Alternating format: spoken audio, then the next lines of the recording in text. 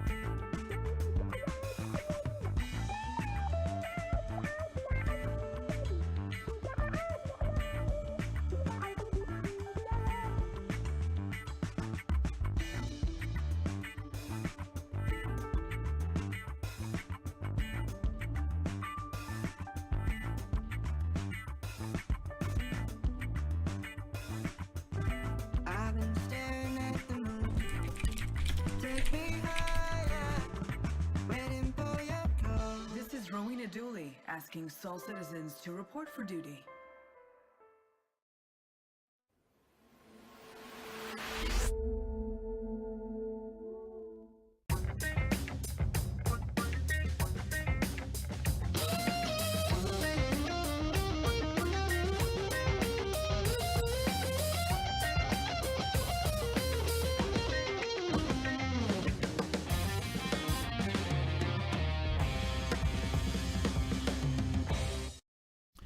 And good afternoon, good morning, good evening. Welcome to Soul Voices. I am GriffinGamingRPG, and thank you guys for joining me today. It's Saturday, the 20th of August, and we've got another great week of conversation that I know that we're going to have with those of you who will join me. Soul Voices is our show that is a community show where we talk about items from Spectrum, from Reddit, in the gaming industry, and we kind of have a one-on-one conversation where you get to come in and join me and share your thoughts about the topics that we have. So there is a little area there where you can click. If you can see, it'll pop up every once in a while that says if you want to join in on the conversation. All you have to do is click on that and you will be in the room with me. Yes, and having a great conversation about the game that we enjoy, Star Citizen, and of course, the game that we're looking forward to, Squadron 42. So thank you guys once again for joining me today. I am going to take a look and see if I can set that up. Okay, which it is. We're all set and good. We're going to jump right into our very first subject. As you know, we always start out with Spectrum. So we're going to go to our first topic in Spectrum. Let me make sure I've got that right. Turn that off. No, that's right. That's supposed to be where it is. Let's see, let's go here. Let's see if this works. Probably doesn't. There we go. Awesome. My automation is working today. This was an interesting piece. And of course, I'm going to be looking forward to hearing what you all have to say about it. I'm going to do my best to do a one-man show today with this topic. But I know we're going to have a lot of folks come in and want to have something to say about it. So let's go ahead and start out with the very first one that popped up on Spectrum. And this was titled Other Priorities. It was written by the Batman Who Laughs. And this is what he has to say. The statement is, these words came up a lot in today's ship rundown. And it likely almost always refers to Squadron 42. So I have to ask the most important when question that truly does need to be answered. When will the PU, the main funding driver of both projects, become the priority it deserves to be? So let me throw some background behind this. What the Batman is referring to is the fact that quite often when they talk about, well, when is this going to get done and fixed in Star Citizen? When is this going to get done in Star Citizen? Referring to the universe, right? The PU. Quite often CIG's response is that there are other priorities, there are other things that they're working on. And quite often it implies that, or maybe people assume that they're referring to things that Squadron 42, because we know that CIG is putting a lot of energy and effort into getting Squadron 42 out, the standalone game. And as most of you all know, in the beginning, Squadron 42 was really like the big thing, right? People were looking for this game that they could play, this single person experience. And then, of course, it expanded into the universe, which Chris wants us to be able to play in continually. So evidently, the Batman is saying, hey, you know, a lot of times when we hear this statement, I heard you mention it again about these other priorities. But then there's this question about, you know, we're playing Star Citizen, the PU, the verse, right? And we've got that in our hands right now. And his statement is that because that's the main way they're bringing in money through selling ships and all the testing there, when is it going to get the priority it deserves? You know, does it deserve some form of priority for us to work on? And so, yeah, let's see what you guys' thoughts are about that. You know, do you get frustrated? Does the PU, the Star Citizen, seem to be the bastard child now? Is it the one-eyed stepchild? Because it seems like CIG is putting all this effort into getting Squadron 42 out, or do you feel that the content that comes out now is sufficient? It's enough. Do you feel that the fixes are enough?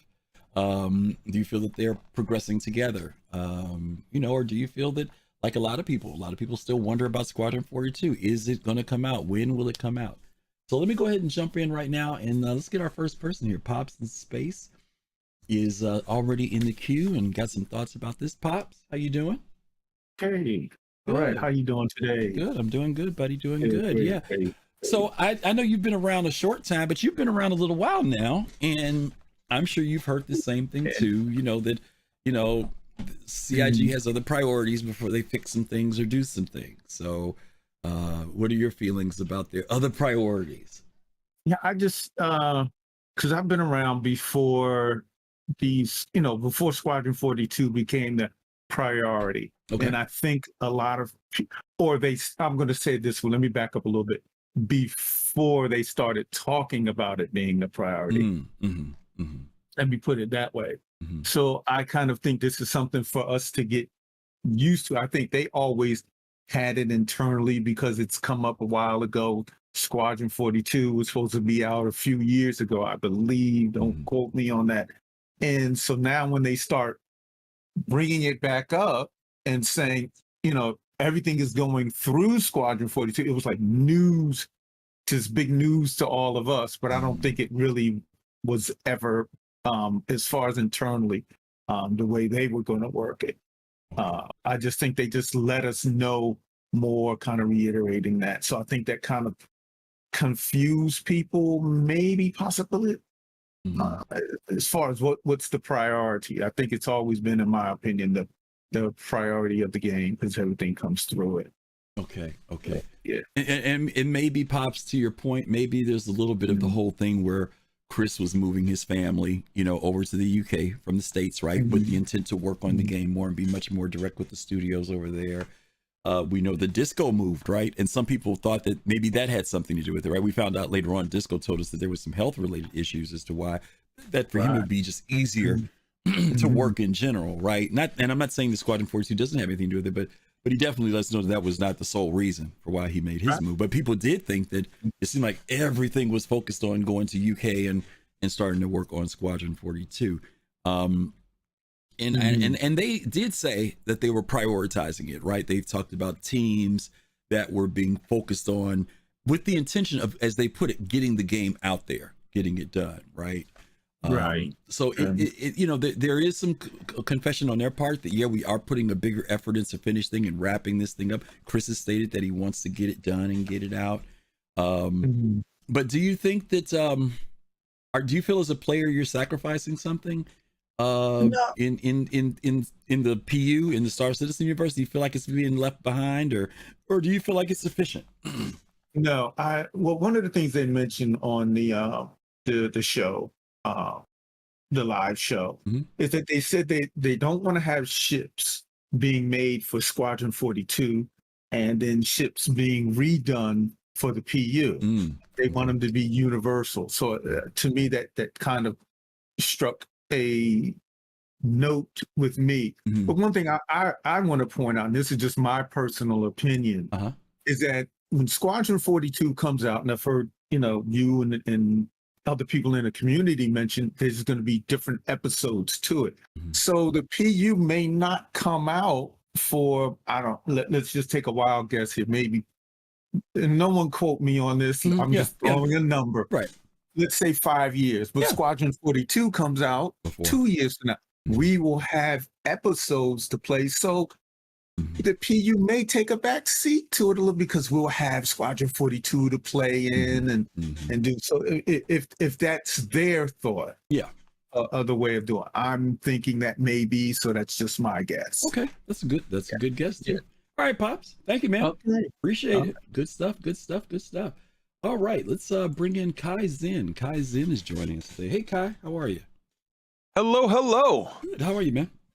Fantastic. How you doing, brother? Good. Yeah, you've heard a little bit about what Pops was sharing and about the. Yes, I'm sure you've heard the sentiments of the community that some people, when CIG started talking about, they're putting their emphasis on Squadron 42, and we would like to fix that, but there are quote unquote other priorities. What's your thoughts on it? So I might have a kind of unpopular take on this issue. My feeling is that this is good, that Squadron 42 should take priority. Because if you go back to the genesis of all of this, the Kickstarter was promising Squadron 42. The Kickstarter was, Chris Roberts said, hey guys, you know me, you love me, I took a break, I made Wing Commander, I'm going to make Wing Commander for our generation now.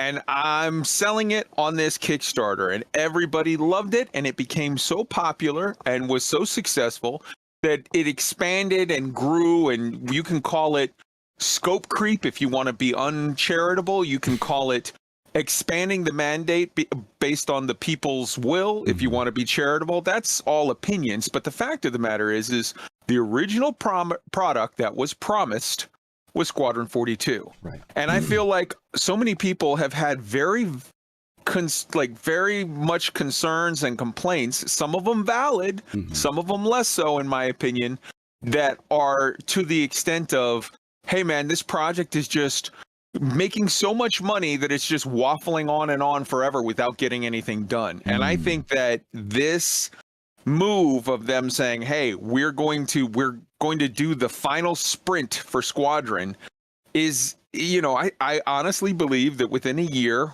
or so, I think maybe as early as this Christmas, probably next summer, maybe as late as next Christmas, but within that window, I think we're going to see Squadron 42 Volume 1 or whatever drop. And when that happens, I think, number one, a lot of tech that they've been holding back because they were trying to focus on the Squadron aspect of it is going to get released to Star Citizen, so it's going to be a huge boon. Number two, a lot of the people that are right now being pulled from Star Citizen to get that sprint push done for Squadron are going to be released back to Squadron or to Star Citizen, so you're going to see a lot of whatever.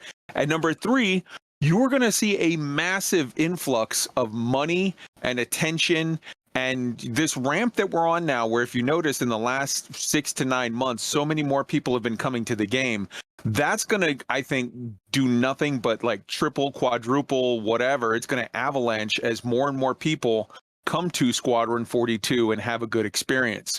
So I think they're doing what they promised. They're showing with this push. While it's one of those deals where it's like, you got to take your medicine. You might not like it, the taste of it right now, just at this whatever, but where it's going to leave us is way, way better off as a project. So, and I think if you're complaining that Star Citizen, that CIG isn't getting shit done, this is them saying we're taking hard steps now to get shit done. Okay.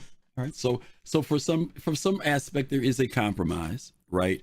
I think that CIG has always kind of let us know that when things come into the verse, the PU, they want them to be compatible with where Squadron 42 is. The tech shifts over, and as Pops mentioned earlier, they don't want to have to redo things just to satisfy delivery within the the PU. And so I think maybe there are some players who, and I can understand that, sometimes it may not even be new features. Sometimes people may be feeling like maybe bugs. Why are these certain bugs that have been here 3 years? When is when is the PU going to get the love that it deserves? And I hate to put it this way, but there's still that aspect of that it's the it's a public test server. It's there to help build. I mean, we know that the PU is coming, right? And Pops even gave a really good analogy of saying that, let's say Squadron comes out within a year or two, we would hope that the universe within a couple of years after that would be a playable universe. You know what I mean? That it's moved beyond the testing aspect, but like Eve is, you know what I mean? It's a universe that we can play, the sandbox that we've been looking forward to. And it is difficult to, historically, we've never had a standalone game and a sandbox simultaneously being developed together. You know what I mean? So players aren't used to that, first off, right? They're used to one or the other, which is funny. That's true. And you and I've talked about the whole thing of early access versus alpha versus beta. There's a whole lot of jumbling around in people's minds as to what Star Citizen is. And unfortunately, that alpha title gives them a lot of, I don't know if I want to use the word waiver, Kai. Yeah, it's like a waiver. You know what I mean? I mean, the things that we want, it becomes the waiver that says, yeah, it would be nice, but. You know what I mean? It would be nice if we could do that, but and that's the waiver that we've signed into. And it's not, sometimes that waiver doesn't bother us, and there are other times when I'm getting tired of getting killed by an elevator. You know what I mean? I got you.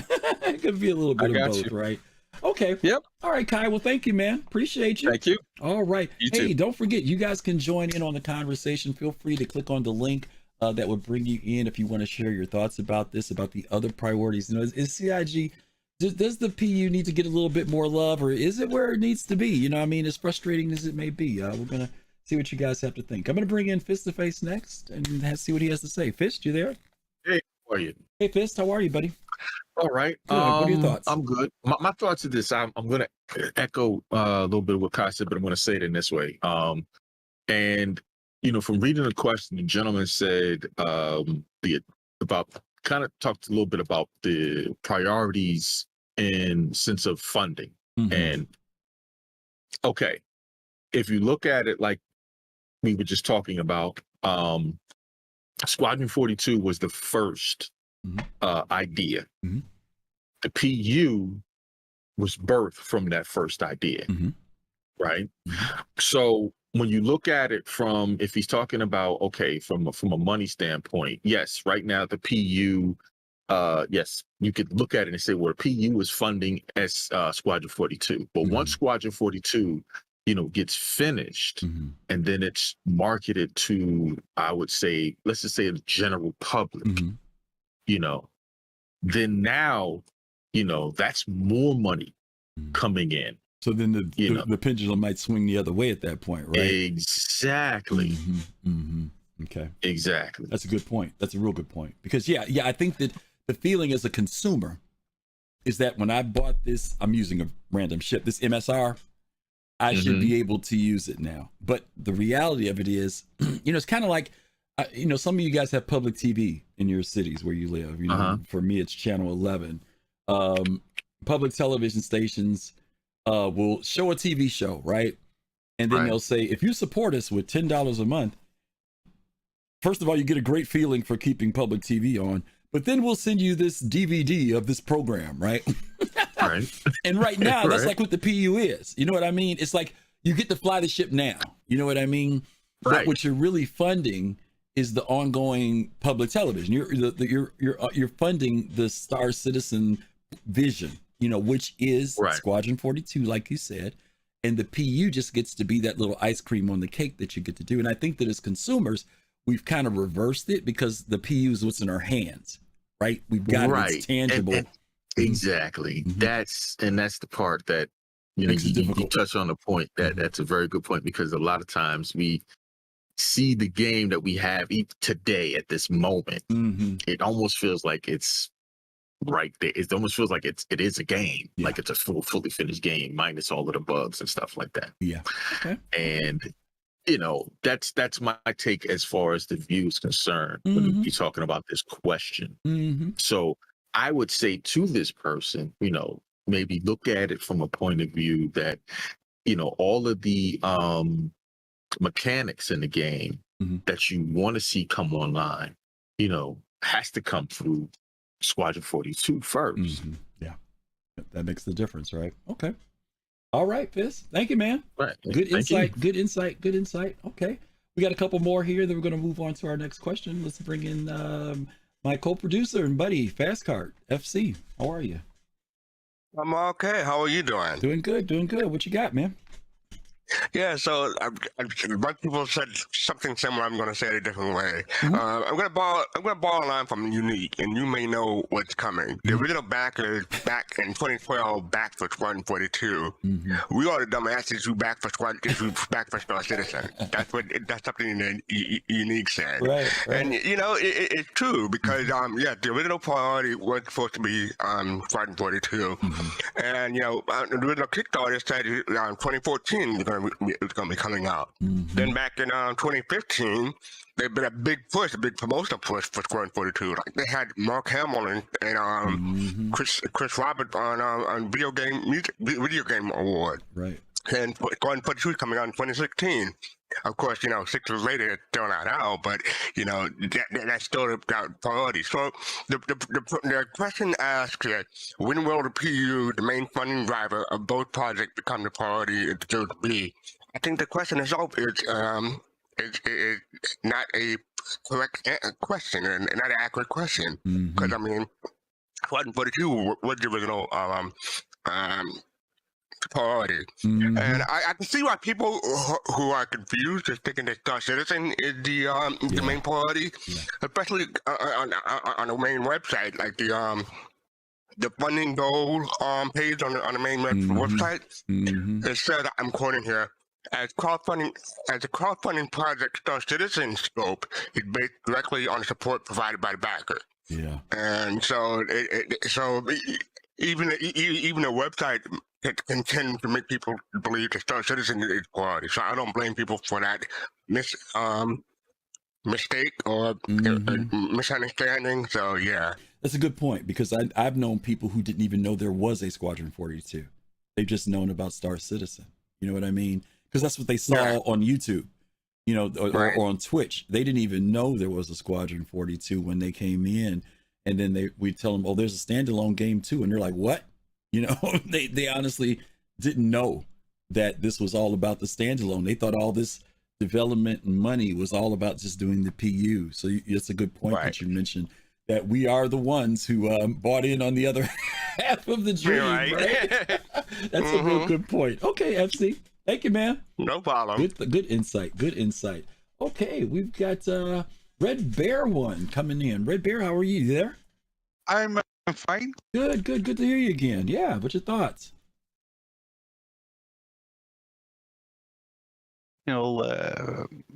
Thoughts in the matter. First, Squadron 42 is coming out, or they prioritize it over the Star Citizen. I also think like we are all adults and we need to deal with bad news for them. I mean, I like Star Citizen and Squadron 42, but I think it's very important that it's getting out there and that we get a product out. It's good for morale for the people who work there. It's also good for the backers. That we can finally say we have a product out there. We can play this. Other people can play this. And another important thing is it's not pay to win then. I mean, it's a single player. People can actually get their feet wet for Star Citizen in Squadron 42. I don't know if it is a total one-on-one for Star Citizen and Squadron 42 that exactly works the same. I don't know. We will see later. And it's also nice that we have a product out before the main actor dies from our old age. Mark Hamill. He's not the youngest anymore. Let's be honest. No, that's a great observation, because I don't think we think about it from that perspective when you talk about the morale of the community and the morale of the company, right? Because you're right. It's to work on a project for 10 years, and we've heard developers talk about this, about how they personally get impacted from what players say, because this is their work. And many of them, they're not just there because it's a dollar. Many of them maybe even taking salaries that maybe aren't the best because they believe in a project. And so if when they hear the morale of and we've done this when we've gone to Bar Citizens, when we talk to them, you see how they really are excited about doing the game, and they're putting their heart and soul into it. Yeah, I'm totally convinced of that. So yeah, that's a real good point, and something that we don't think about, which is much more less tangible than the ships and stuff, but the morale and the way people feel. That's great, Redbeard. Thank you, man. Good thoughts. That was it, by the way. All right, great. Thank you. All righty. All right, last but not least, we're going to bring in Admiral Kusanagi, one of our mods. Admiral, how are you? He is muted, but I know he's going to unmute in a second. There he is. How are you, man? I'm not doing too bad. Thanks for having me tonight. Good. Yeah, what's your thoughts? First of all, there's a lot of people I think anyways, that once Squadron 42 gets finished, like you mentioned the pendulum swinging from one end to the other. And I kind of think it's like, it's not going to go the whole way because they still have to make 2 more games on top of that. So my question is, when is the 3rd game going to get released of the RPG? Now, obviously that, you don't need every developer and every animation person and all these tech people to be doing working on one of the, specifically Squadron 42. And of course they intermix and stuff like that.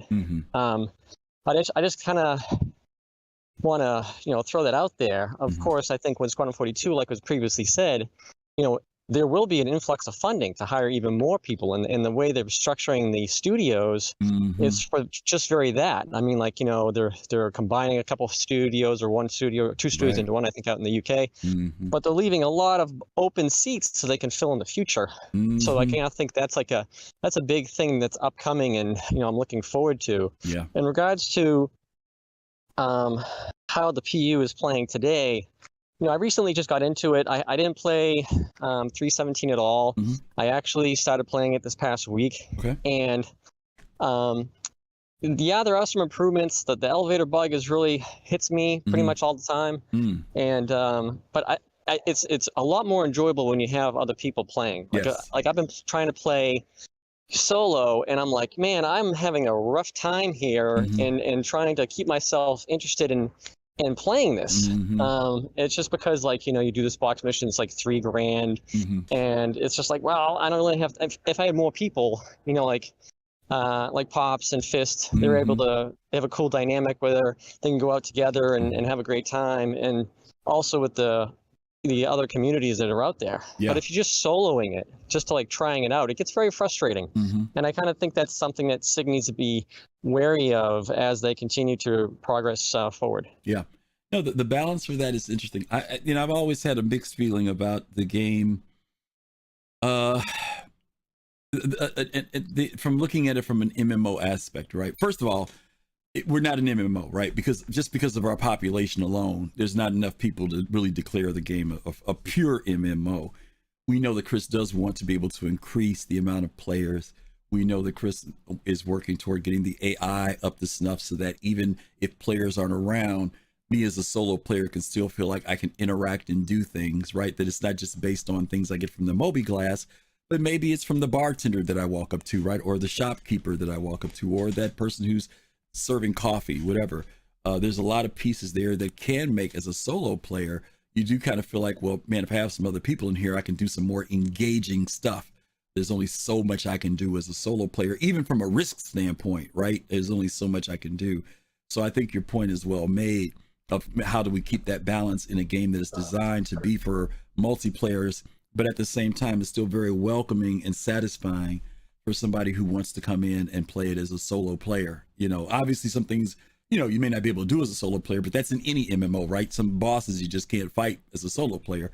But there are always plenty of things. There are plenty of things that you can do, and that's what we want to do is feel like there's still things that I can do that I haven't maxed out, as a solo player in the game. Okay. Well, and that's the thing, and you want to be able to keep that solo player in there so he or she has more time to, be able to make friends and be able to get kind of enthralled by this community who's so supportive. So, but if it's feels so, hard at first, and the bugs are too much and all this other stuff, it gets a little bit, I think it would get people down a little bit. Yeah. Okay. All right. Good point. All right, Admiral. Thank you very much, buddy. All right. Let's that was some good stuff, guys. Thanks for sharing on that. Let's see, you guys share some great insights and things to consider in relation to the other priorities that CIG is always talking about. Let's move on to our second one here. This one's a little different spin. This is from some more recent news that we got from CIG regarding, many of you all know that they have mentioned that Space Station Korea SPK is now going to be a living location in the game, living with NPCs, that is. Right now, as you all know, it's been through a lot of iterations, and this new iteration, they've decided to go back and revive it. They throw some lore behind it, where now Crusader Security is now going to be manning that station with NPCs, and it will be a live station with NPCs roaming around with turrets ablazing.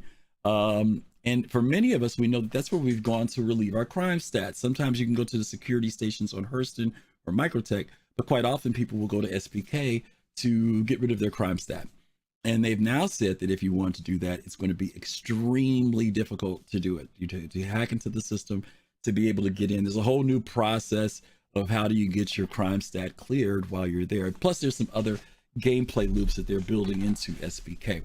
So there were several posts like this on Spectrum about this, where people weren't that happy about SPK changing. And this one, it says on the ISC, the most recent one that they did, crime stat hacking removal. Now, this is the part that I'm curious about your thoughts on. The person says, why am I being forced to operate in Crusader? Okay, that's the point where they're going with, why am I being forced to operate in Crusader? Now, I will gladly, easily volunteer my thoughts on this one, and that is the fact that there are plenty of things that CIG forces us to do in the game for the sake of testing. It has nothing to do with how the game will finally be. For example, when CIG wants us to test something such as trade, they will make it where Laranite or Quantanium or something becomes ridiculously valuable. And all of a sudden, everybody jumps on the wagon, right? We all go out and start mining Laranite, and we start making money. Now, if CIG does not want us to focus on trade, they will reduce the prices on stuff, and they will make it where players will say it's not worth doing it. It's not worth delivering boxes, or it's not, because back in the day, you used to deliver boxes 7,000, 8,000 credits. Now it's like 3,000. So people will say it's not worth it. And instead of us spending time doing that, we're redirected to do something else. So, you know, is this that situation where we're moving this out because of testing? I'm not going to talk any further. I'm going to bring some people in and let them talk. And then, we'll move on to the next one. So I think the first person I saw come in was Pops. So I'm going to bring him down again. Pops, you there? Yes, I am. Hey. Any thoughts on this? Why are you being forced to operate in Crusader? Well, I think, okay, I'm going to say this first of all. I think we forget that this is a test universe. They want to pull us into certain areas to do certain things so they can get there. And they obviously do want to hear our grumblings, what we like and what we don't like. Mm-hmm. But, I mean, we only have Stanton right now. Mm-hmm. So, until Pyro opens up, there'll probably maybe be one there. I doubt it because it's lawless anyway. But, we're testing. Okay. So that we have to see. And one thing I would like to say on a little bit of a side note is when we saw the Citizen Con last year, and we saw the little, we go into the vents and things like that. So that kind of gives us an indication that there's other things coming down the line. We'll have different stations, different places. So don't get so hurt. Yeah, so soon, right? We haven't seen it yet, right? Yeah, okay. Don't get so hurt by the little things they're trying to do right now in the PTU. Okay, all right, good thoughts, Pops. Okay. Thank you, brother. All right. Let's bring Red Bear back in here. Red Bear, hey. Yes. Yeah, what's your thoughts? Any ideas on this one? Yeah, I got a couple. Okay. First of all, the forcing makes me always laugh when people write it. I mean, you're forced to do nothing in Star Citizen. You're not forced to buy your ships. You're not forced to spend money. Exactly that. I mean, no one is putting a gun against you and say you have to do this. It's your own choice. Okay. So that's one. Okay. I think that the idea from the CIG is indeed very good. I mean, we saw it. It's I think a combination between two events, Jumptown and from Siege of Orison. Mm-hmm. They combine this and they make it more an interactive between players. So I think I'm all for that because we don't have a good player versus player interactive event. Because we see in Jumptown, it's a kind of laughable, like people line up and they pick their box full of drugs and they bring it somewhere else. Yeah. So I think this is very great. I hope we're gonna see this with Jumptown, sort of I mean that NPC spiced it up a bit. That they cannot stand in line. They need to defend. They need to do more communication between each other. That's a good point. That's a real good point. Because we all know eventually this will be an MMO, and this is not going to be a theme park game, right? Like World of Warcraft or Guild Wars 2, or we have a lot of them. If they want that, there's a lot of choice out there we can play. Okay, all right. Yeah, good. That's it for now. All right. Yes. Thank you, Red Bear. Good thoughts. Yeah. Good thoughts. Good thoughts. Yeah, you know, I'm actually excited that they're doing something with Korea. Because Korea, I mean, it was okay, but it was a ghost town. You guys know that. I mean, every once in a while you get the security that would spawn in if you had a crime stat. And your biggest risk is if you had maybe a level 4 or 5 crime stat and someone wanted to pull your bounty. But if you had a level 2, even a 3, half the time you could get in there and get your stuff done and get back on your ship and get out of there. So I'm actually glad to see the work that they're doing. Let's bring in Big Black Gaming, BBG. How are you, man? Griff, how's it going? I'm good. Always good to hear your deep voice. You got some thoughts on this?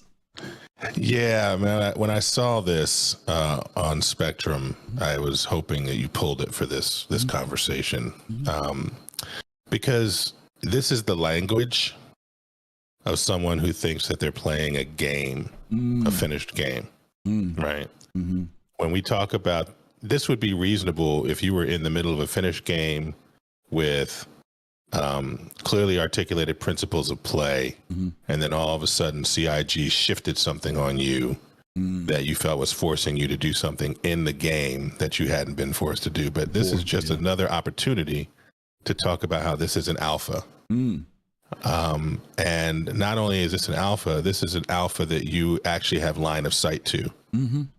Right? Most of the time, we have no idea what the alpha state was of GTA or Red Dead Redemption or any of these other major titles. And not only do we have line of sight to it, you get to hear from the developer as to why they're trying out different things. So really, if you just take Inside Star Citizen and the discourse across the community at its word, you can see, and Red Bear referenced it, that we're going from testing out turrets on platforms in Siege of Orison to now turrets at Korea. We're going to the NPC evolution that we just saw in other spaces and trying it out here. We're going to we're thinking about different components of PvP and NPC integration. They told us in the Inside Star Citizen why we were trying this out. It wasn't just, hey, let's bunch PvP folks together, although PvP is a large part of it. The other piece is that for those of us that have been around, we've seen Korea go through this evolution. Yeah. Right? It was a space and place where PvP actually did take place. Right? And then with the dispersal of the hacking option, you didn't have a place to aggregate activity. Right? So they're going to try this out. Right? So you're not being forced to go. The chat on Twitter or Twitch is replete with the truth of, first of all, don't get a crime stat. You don't want. Second of all, expect over the long term different systems to force, quote unquote, force different behaviors to clear that crime stat. Right. So this is an opportunity to get used to that. you can imagine, and what we, the folks that played Eve call high sec, right? Mm-hmm. You can imagine a high sec sector and clearing a crime stat to be a very different journey, right, than no sec, right, or null sec. Right. So, this is a testing environment, right? There's going to be things that you enjoy testing and things that folks that don't want to participate in, but they've created a space where, if you're not really into that, there's 15 other things you can do. Mm-hmm. And so, what I would submit here is that this language is about you're once again thinking that you're in a game and not in an alpha testing development environment. Mm. So. Yeah, and again, like you said, this isn't the first time we've seen this type of sentiment when changes happen in the game, right?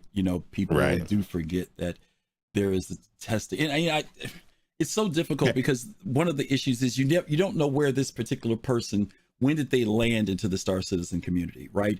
Is this one of the people who's been around and we say you should know better? Is it somebody who just came in last week who doesn't know better? Is it the person who pops in the game every 6 months or once a year? You know what I mean? I almost always give the benefit of the doubt that they are lacking some context. Yeah. I almost, whether it's the latter two that you raised, I always give that benefit of the doubt and try to offer up context. Yeah. The other side of it is, CIG, we have to continue to value this unique experience of shared open development at the alpha stage. Yeah. This is when we look back on it, we're going to look back on this as a golden period of insight that we never had experienced before, right? Right. So I'm glad I want to make sure that I don't mean to cut you off. I'm sorry, I didn't mean to cut you off, but when you said that earlier, I was going to comment on it. And I'm glad you brought it back up again. When you mentioned about like when GTA came out, we didn't have that opportunity to be a part of that process. We got the beta and that was it.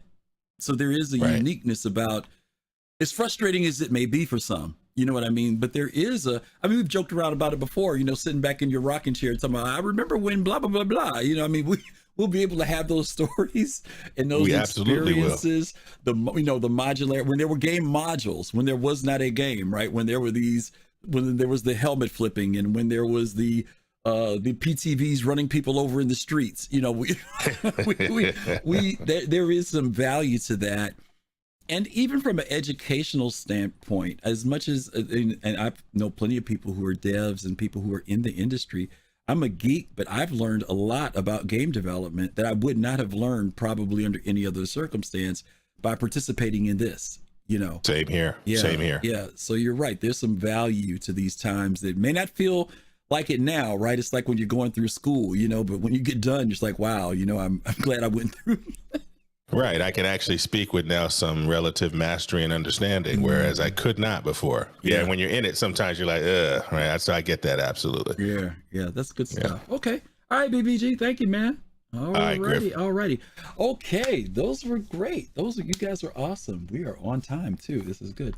All right, so this next one, I know you all are going to have something to say about this one. Okay, this one came from Reddit, and Reddit has its reputation, but Reddit can say some good things too. And this person said something. It was good, but it was something that made me think. I'm not gonna say it's very rare that I'll see something on Reddit that makes me think, but this one really made me stop for a second and say, wow, this person's got an interesting point of view.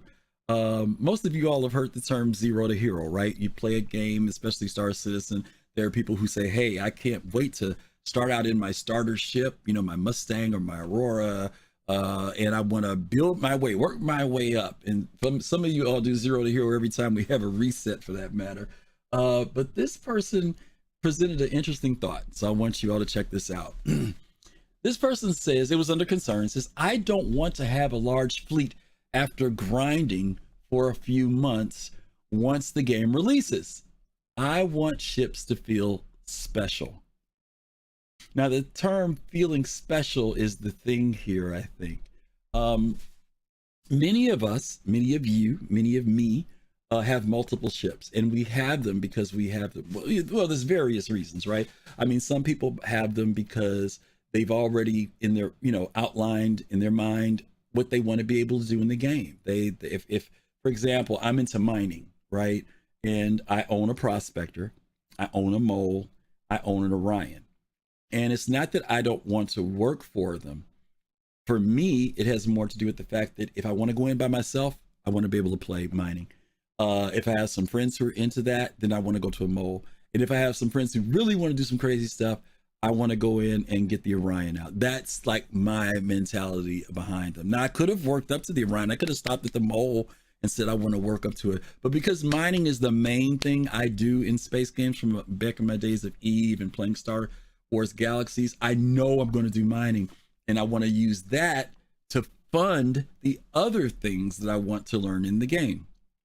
So, but then I have some other ships. But that's the one line of ships that I have like everything in for a career.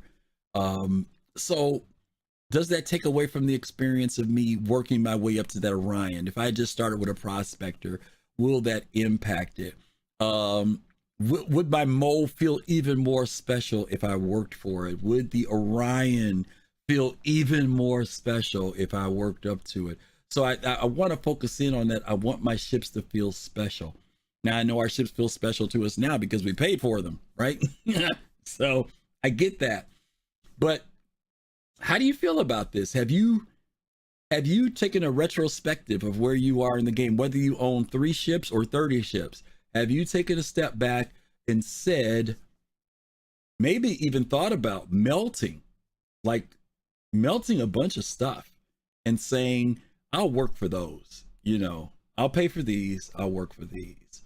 I wish I could say melt and get all your money back, because that's not going to happen. But I can say you could melt, redirect monies into certain spaces, and then decide, here's the stuff I know I want to do with some ships, and here's some stuff I'm more than willing to work for. Because, once you have everything, the universe can start to feel real empty, right? It's like somebody when they're rich, they have so much money that after a certain point, money loses its values. Even items start to lose value because it's like you have everything. Is that a danger? This person is taking a retrospective statement. I don't want to have a large fleet after grinding for a few months once the game releases. He doesn't want to have a large fleet. Some people want to have and there's nothing wrong. If you want to have a mega fleet, if that's what makes you happy, fine. This person is saying, I don't want to spend just a few months and be boom, everything is there. Now, I'm going to say one more thing and I'm going to start bringing people in. I think the key phrase here says after a few months. I'm not saying the person doesn't want to have a large fleet. What they're saying is I don't want to spend 2-3 months and have everything in the game. I don't want to spend 6 months and I've achieved that, whatever that in-game ship is for me. I want this process to last. Okay. So that's where we're going to go with this. So let me stop talking. Let me bring in Pops in space because he's first in line. Pops, you there? Yes. Okay. So you kind of heard my rhetoric, right? All my speech here. Right. Okay. what do you have for thoughts? What do you mean right? You're supposed to say right. Okay, no, go ahead, Mr. Teaser. What do you think here? Okay. Now, okay. Well, first of all, he's talking about grinding. Mm-hmm. Okay. And if he's talking about the typical MMO grinding, I'm grinding to get the best gear in the game. If that's his train of thought, that's not Star Citizen. Yeah, and I don't think that's where he's going. I don't. Yeah, because he mentions it in relation to the fleet. You know what I'm saying? He's just saying after, because we know we got to grind. We got to do our thing, right? Trade, whatever. I think his emphasis is the fact that, like I said, his key phrase is, I don't want to do all this work in a few months after the game comes out, and I've got a big fleet already. Okay. I think that's where he's going, right? So go ahead. All Pops, right. go ahead. I'm going to address this like, okay, let's say, okay, you do mining, I do mining. Let's say he starts out and he does mining. You are not in a few months going to earn yourself an Orion. Okay. You can forget that. Okay. Maybe a few years, because the in-game price of these ships, it's going to be in the millions. Mm-hmm. And, he has to think that you're not just going to go out, mine, put your money in the bank, mine, put your money in the bank, mine, put your money in the bank. You're going to have expenses that you are going to need for your, you're going to have to repair your ship. That's an expense. You're going to have to add fuel to your ship. possibly insurance for your ship. Mm-hmm. So these things are going to eat into your net. Right. Off, so it's not going to be just that easy to come in and just bank your money. And I'm going back out today. I'm going to do, 7 or 8 runs, or if you're in the cargo and whatever it is, it's going to be a while before you get to save, because it's going to be expenses in the ship. You're going to, if you have a ship that's, once he goes up to a mole, you're going to have to pay other people. Mm-hmm. Mm-hmm. So that's going to cut into you. It's not going to be that easy. It's not going to be. That's a good point that you mentioned, because in other games, there isn't any quote unquote maintenance you have to pay on what you've acquired, right? So, and like you said, normally you could just make more money, put it in the bank, and and build up very quickly. Where in this game, that same money you put in the bank, you've got to go right back to the bank and buy components, right? Or fuel, or whatever else it is you need to keep going in the game. So that alone makes the process of saving longer, right? Just having to do that, right? Okay. Exactly. Okay. So this is a broad subject, so I'll let some of the other people touch on. All right. Other Thanks, things in Pops. their life. Okay. Appreciate it, brother. All right. Mm-hmm. All right. Let's bring Red Bear. Red Bear's back. Hey, Red Bear. Yeah. Oh, wow. Who's the Coffee? Hey, Coffee. Thank you so much. Thank you for that resub. 22 months. You've been around 2 years. Oh my God. That's great. Thank you. Okay. Yeah, go ahead. Red Bear, what are your thoughts here? Should I start with right? Go ahead. Okay. Right. Yeah, well, I'm going to add something what Pops already said. But what I read from him, from Friendly Arts 2537, I think he's aiming for sort of end game to do a Pokemon thing, like catch them all and then beat the game. At least for him. I don't think this is actually the goal for Star Citizen. Actually, yeah, it has diverse end goals for people to themselves to decide. Yeah, what I do like about him feels special. The ships feel special. What should make a ship feel special for me, to me personally, is that every ship should have a weight to it, a different weight. Literally feel, like have a certain feel, little feel. Yeah. At the moment, it doesn't feel. It feel like paper to me. And I hope they're gonna work on that one, because that's one thing I really getting a bit annoyed with. But I'm pretty sure they are aware of this. Well, hopefully, just recently they told us that they're going to start working on the atmospheric stuff. Where now the ships will start. The surfaces and everything. And once gravity comes in and things like that. Yeah. Because when you land your ship, you feel actually it hobbles up and down, and you think like, "What is this?" Yeah, as if you would land, I don't know, a dinky toy. Yeah. No, I agree. And I'm a big ship flyer. Like I love flying like the Reclaimer and really big. So I want to feel that monster feel. Of those ships when I fly them. Yes, I agree. And I think as soon as they do this, people are a lot more proud on flying their ships. Yes. They have to work their ships into space, for example. Then they feel more connected with the ship. At least that's how I feel with it. So I think this Reddit post is a good one. I'm not sure he meant it though, what I said.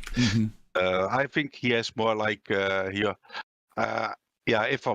can I do after I have in a few months all the ships, and I don't think this game is about the ships. Yeah, and I definitely don't think that you're going to get all your ships in a few months, unless it's just a couple. No. I think it's going to take a little longer than that. No, right? I think that this will be balanced.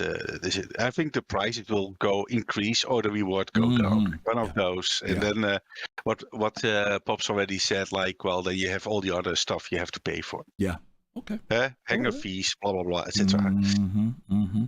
All right. Okay. Thank you, Red Bear. Good stuff again. Yes. Thank you. All right. Last but not least, we've got Admiral Kusanagi. Admiral, you available? I am available. He's available. Yep. All right. Yeah. What are your thoughts here?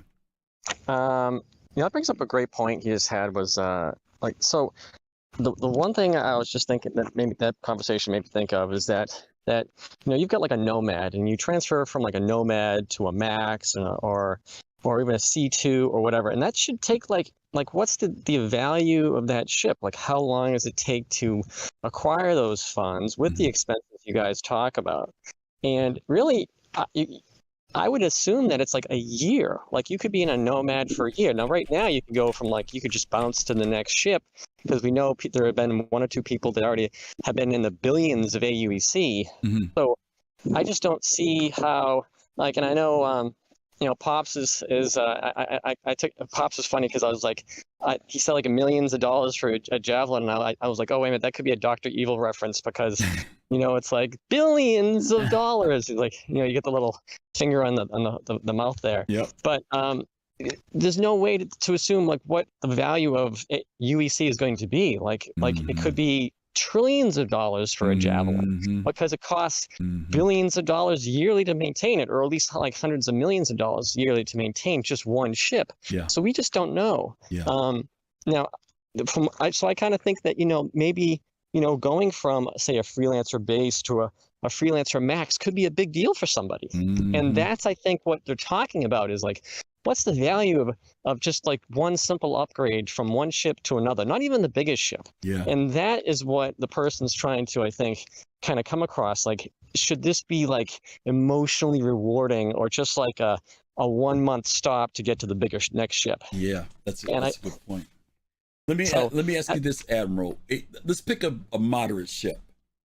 Let's say I'm starting the game. I bought a $45 package, and I'm really liking what I'm doing, but I want something that's multi-crew. So let's say I see a Constellation and I'm like, wow, that's a nice ship. What do you think would be, and I'm basing, and to your point, I can only base it on the numbers we have now, right? The numbers we have currently. What would be a realistic either amount of UEC or time? You can go whichever way you want to go. That you think it should take for me to be able to go out in game and get a Constellation? I look at like a lot of companies that don't go right and get the next biggest ship. Maybe that person will, since it's a multi-crew ship, maybe that person would rather get a relationship with a couple other owners of, say, a Mustang and Aurora, and use that and create like a little company themselves. And maybe in 3 months, maybe in 6 months, they're able to afford something on the lines of a Taurus or something like that. Okay. I really think that with expenses coming in and being nowhere where they are right now, and we just don't have a clue of what this game is going to take to get to that point. But my point is, what would be a satisfactory time for you as a player? Like what's too long and what's too little to move from a starter? And let's step it up a grade, because I agree with your point. Let's go to a Cutlass Black. Right? Let's go to a Cutlass Black. Let's go to a Cutlass Black instead. Let's say I've upgraded. I've come in, I'm playing a Cutlass Black, but now I'm ready to, really move up. And I'm going from a Cutty to a Connie. For you, as a player, what's too long? You know what I mean? Or too much? Or I just kind of want to get in general what you're just. I know there's no. We're not drawing any lines. I think if you're a hardcore player, and there are orgs out there, there are players out there who just casually play this, they regularly play this, and they have hardcore. I think if you're a hardcore, maybe 3 months. Okay. Maybe if that would satisfy that person's like, oh man, I was able to afford that. I mean, that's a long time, but that's a lot of grind. And maybe that's a little too much that's probably on the harder scale. But for one person to be able to do that, and not having anybody in there with expenses that we just kind of, you're talking about potential ship losses. You're talking about losing entire, you're dying once or twice. I'm being generous right there. Maybe even changing systems because you went into a system and it was too hot for you and you lost everything. So there's a lot of like ifs, but I think that, in a general, say Stanton, which is kind of safe area, maybe, for one person to go from a Cutty Black, which is actually a multi-crew ship, to like a Connie, I maybe 3 months, maybe a month and a half would be pretty good if you're like on there every day. But again, they're like 2/3 of the player base, should be casual, regular players, and not be like hardcore. So, but I think hardcore should be quicker. Yeah, maybe a month and a half, maybe. Okay, that's not too bad. You're a lot tougher than I am. I was gonna cut it down a little bit more. I was gonna say casual player to a Connie, I would give them a month. And if somebody was hardcore playing, I'd give them 50% of that time, 2 weeks. That's where I was. 2 weeks seems like it's just like with everything in there, with everything that like the expenses of how to operate that ship and where they're going to operate. Again, I'm saying hardcore. I'm saying somebody who wants to come in every day and put in 5 hours. If you're hardcore, you're also a badass, and you're like, oh, I'm going to hang out with these, I'm not going to hang out with these chumps. I'm going to do it and make all this drug money. And guess what happens when you try to get that drug money? Because it's super quick to get a ship. But you could get dead like 60 times. Yeah, but you could be a hardcore trader. I mean, my point is that I'm trying to figure out. Well, I'm just trying to figure out what type of time frame will become a turnoff. Like, when is it so long that now it's not worth it? And if I have to spend 3 months with, mind you, 150 plus ships in the game, I'm only talking about just getting one within that period. I'm wondering whether or not 3 months might be too long for for a casual player. It may not be.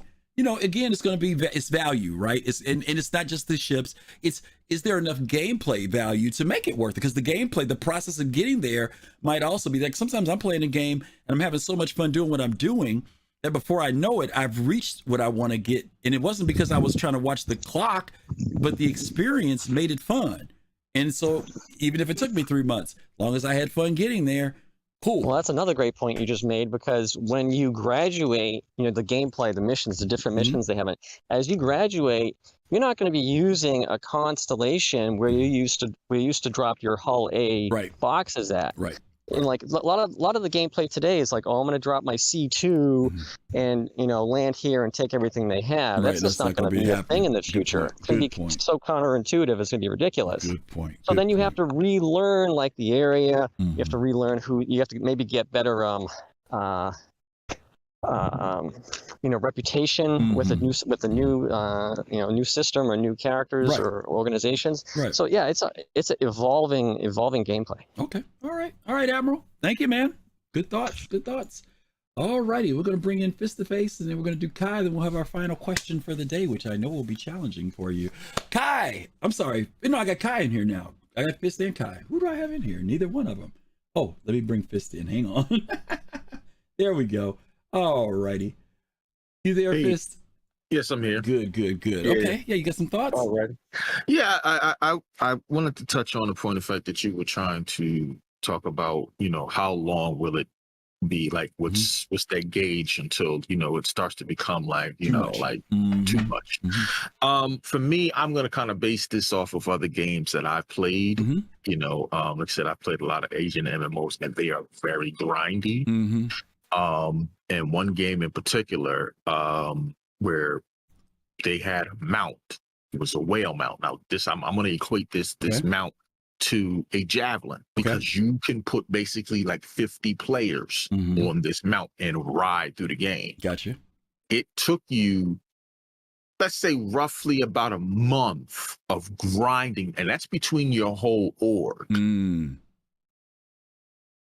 Just to get that mount, because it wasn't just money, it was other, things that you had to get from drops, from certain dungeons and stuff. And then you have you're talking about RNG, which is So you've got to think about, if I'm thinking about it, like you said, a javelin. That's something, that a single person, get that out your mind right now. Just be realistic. Yeah. Get it out your mind. Just know. You know what I mean? As far as a like you said, from a starter ship to, like you say, a Cuddy Black, I would say, I'll give it a month. Okay. Depending upon how hardcore that player is. Now, if that player learns tips and tricks on how to make money fast, you know, it all depends. You know, and like we said, you know, we don't know how I mean, economy right now is kind of booming because, you know, they want testing. So, you know, that's kind of the bread and butter for people to go over there and go do that. Right. But I mean, that will come and slow down. Right. But still in all, players will find ways to, you know, make money fast, because if you're a good grinder in games, you'll figure out how to do things efficient. Yes. You know, and stuff like that. You know, so that's a good assessment. That's why I was kind of asking. That's why I didn't want to base it necessarily on how much it should cost, because time is really, with grinding, time is the issue, right? It's not the UEC or the credits or the gold. It's how much time, what's the right amount of time to put into this where I feel satisfaction, I feel like I earned it, but not to the point where I start calling it a grind, right? Because once I start calling it a grind, you know what I mean? I'm talking about in the negative connotation. Then it becomes, it's a pain in the butt. You know what I mean? It's a pain in the butt at that point. Okay, so you said about a month. Okay, I could buy that for $1. I could deal with that. Okay. Yeah. All right, Fizz. Thank you, man. All right. All right. Last but not least, we're gonna bring in Kaizen. Kaizen from Black Sky Legion. Hey, buddy. So everybody had great points on this. I find myself a little bit on the opposite end of the opinion from the original poster.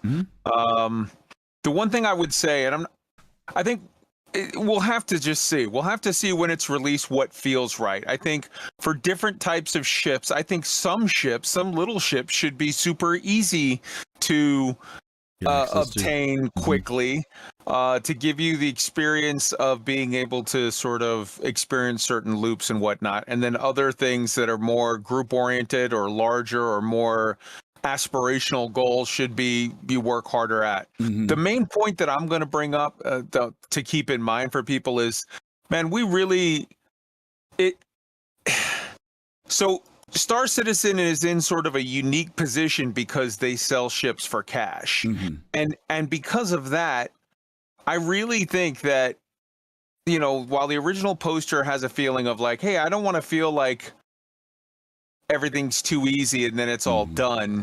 I also think that they would be very much criticized if it felt like it was on the long end to get ships. They would get criticized by people who would say, well, you're just doing this because you want everybody to obtain all the ships with your credit card. So I get where he's coming from. I feel like there's no reason to expect that it's going to be a problem. I think the way that it is now, where things are obtainable, I think it is maybe a little bit, I think they have it set maybe a little low on how much it costs to get stuff, because they want people to get stuff to test it.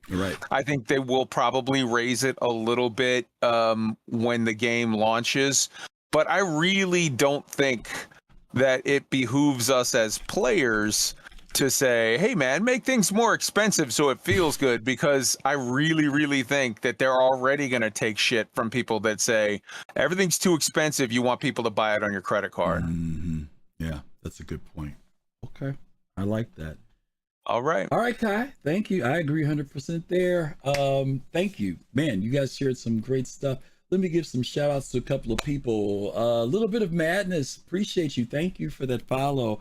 Geku Jesus, thank you for the $10 on YouTube. Thank you so much for that. Your statement is a good one. It says, Sartogi, thank you for the follow as well. What he says here is this: we should be asking what the game needs to be to keep the majority of casual players coming back for more, while keeping the minority hardcore players happy. You know, I'm curious, and Gecko, I'm not sure, so I'm kind of presenting this as a question. You know, what is hardcore? I know when we think about the term hardcore, a lot of times we think about the people who are PvP or grinders, right? But there are people who I know who play this game who I consider hardcore, but they're hardcore because they want to look forward to exploring or mining. And so I that's my thing. But to your point though, whichever side you want to look at it is like, the question becomes, what do we do to keep people wanting to come back to the universe, to come back to the PU? You know, that makes people, you know, not do like I'll take a break from this game for 6 months and come back later when the next patch comes out.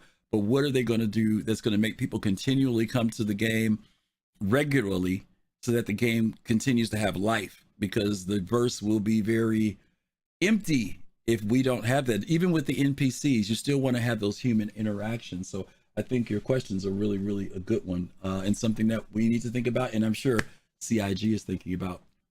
Okay, so that was number 3. This last one is a different spin, and I'm hoping this works because my stuff was set up for something a little bit different. Oh, Sir Togi, if you want to come in, did you want to come in on that question before I move on? If you want to wait till the next one, then I'll bring you in on the next one. Okay, he popped back in. Let me bring him down. You there, Sir Togi? Hey. Hey, how are you? I'm great, bud. Good. Yeah, did you have some thoughts? Yeah, I mean, one here, I think you guys are being a little bit too specific in what this person's talking about. Okay, fire away. Really ships, it's not really time, it's not fleet. What he's saying is this greater fear of Star Citizen not being able to deliver on goal-oriented gameplay. That by buying these fleets, that you're going to come into the game with nothing to do. And I think that that's a bad way of looking at it. It's not looking at future progression. You know, it's not just you buy the ship and then you move on to the next ship. Mm-hmm. You buy the ship, then you upgrade the ship, mm-hmm. then you diversify loadouts, mm-hmm. then you buy armor, you run missions. There's a lot of things here to do that aren't just buying ships. Mm-hmm. You know, and it's not so much about, you know, what is the value of a ship, or it's about what can you do fun while still delivering on goal-oriented gameplay. Yeah, and I agree.